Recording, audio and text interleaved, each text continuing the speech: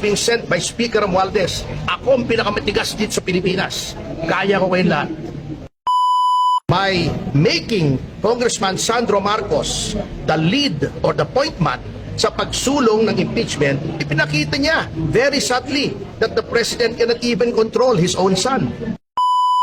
General Appropriations Fund para matakpan ang kanilang malaking kasalanan dito sa sambayan ng Pilipino. Para sa halip na ito pag-usapan, ang pag-usapan siyempre yung impeachment sa inaakala nilang malaking storya. At alam niyo ba, ang tingin ko dyan, kahit papano ay isang master stroke yan ni Speaker Romualdez. Bakit ko sinasabi? Bukod sa ito ay pantakip dito sa malaking news ng insertions na ngayon ay nasa kataas-taasang hukuman at pati na dito sa piskalya sa Lunes, isang purpose yan. Number 2, pinapakita dyan ni Speaker Romualdez na the President is not in control. He is the one in control. Bakit? Sapagkat publicly sinabi na ni Pangulo ayaw niya ng impeachment. Sa kabila ng sinabing yun ng Pangulo ay isinulong pa rin niya ang impeachment. Not only that, by making Congressman Sandro Marcos the lead or the point man sa pagsulong ng impeachment, ipinakita niya very subtly that the President cannot even control his own son.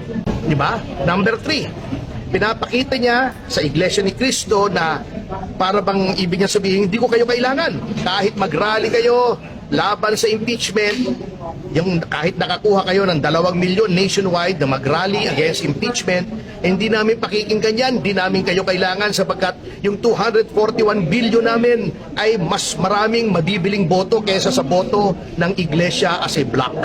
Yan po ang mga mensaheng isinusulong niyang impeachment na yan . At number 4, dry run po ito.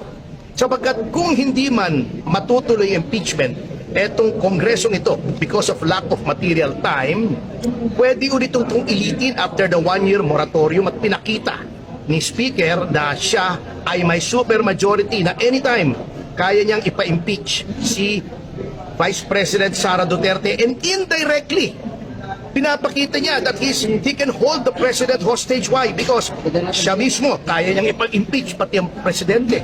So, by doing this impeachment right now, there is one message being sent by Speaker Romualdez. Ako ang pinakamatigas dito sa Pilipinas. Kaya ko kayo lahat. Salamat. Sir, kasama po ba kayo sa legal counsel ni Vice President Sara sa impeachment? Hindi po. Yan naman hindi tayo pwedeng magpresenta . That is unethical. Kailangan lumapit siya sa akin.